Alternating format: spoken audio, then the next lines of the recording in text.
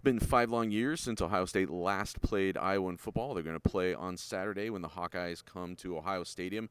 Ryan Day was on that staff and called it a scar, the loss Ohio State took to Iowa that year in Iowa City, second loss of the year, knocking them out of the playoff. That description, hearing it described as like a scar that is still there, that is now kind of being reopened this week. Doug, you were in the stadium that day.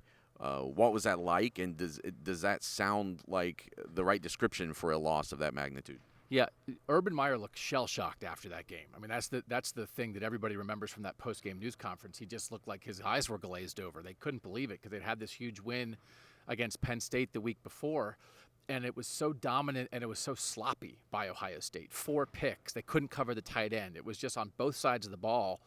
They were dominated. And then the fact that it's in Kinnick Stadium, which can be, it has been a horror, a house of horror for Big Ten teams. Michigan went there and won this year, but before then they'd beaten a bunch of top 5 teams in a row. So that was as shocking. How do I say this?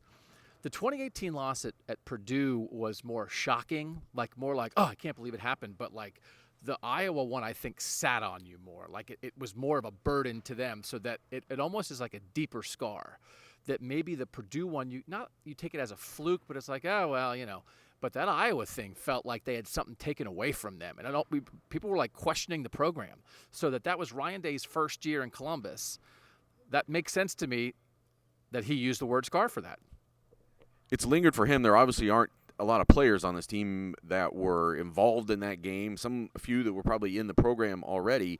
But how useful do you think that is, Stephen, to have something that the staff, that Ryan Day can go to those players and say, especially in a week where you're looking at a team in Iowa, they're 3-3, they're the worst offense in the Big Ten, or maybe Northwestern's having a slap fight with them down at the bottom, but that you might need a motivator like that this week to make sure, coming off of an off week, whatever, to make sure that this team is focused. Yeah, it's interesting to see it come from the coaching staff's point of view, because I think Jerron Cage might be the only person on this roster who was still on the roster.